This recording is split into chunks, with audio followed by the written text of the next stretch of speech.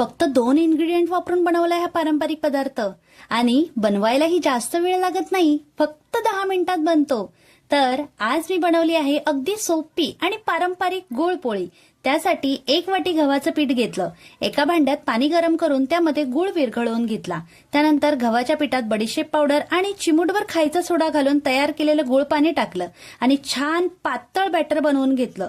आता भेडाच्या किंवा नॉनस्टिक तव्यावर हे बॅटर घालून दोन्ही बाजूनी खमंग भाजून घेतलं आणि तयार झाली मऊ आणि गोड गुळपोळी। गुळपोळीमध्ये गुळ असल्यामुळे लोह, कॅल्शियम आणि अनेक खनिजे मिळतात।